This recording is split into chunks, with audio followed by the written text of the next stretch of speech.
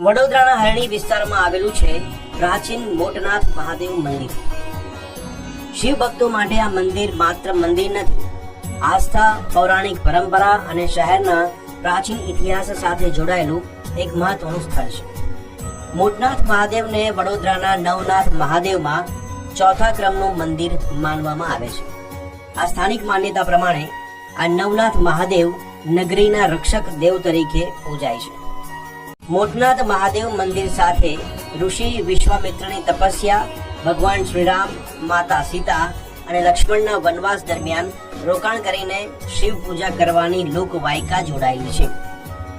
આ ઉપરાંત અહીં શિવલિંગ સ્વયંભૂ પ્રગટ થયું હોવાની માન્યતા છે, તેમજ પાંડવો દ્વારા પૂજા કરવામાં આવી હોવાની અનેક પૌરાણિક કથાઓ અને લોકવાયકાઓ જોડાયેલી છે।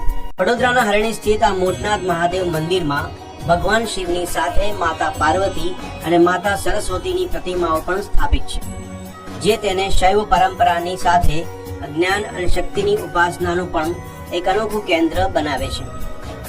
અંદાજે 600 વર્ષ જૂના આ મંદિરનો 19મી સદીમાં ગાયકવાડ રાજવીઓના સમયમાં જીર્ણોદ્ધાર થયો હોવાનું માનવામાં આવે છે। વડોદરાના વિકાસની સાથે શહેરનું આધુનિક સ્વરૂપ સતત બદલાઈ રહ્યું છે, પરંતુ મોટનાથ મહાદેવ જેવા ધાર્મિક સ્થળો આજે પણ વડોદરાના પ્રાચીન વારસા અને લોક આસ્થાને જીવંત રાખી રહ્યા છે।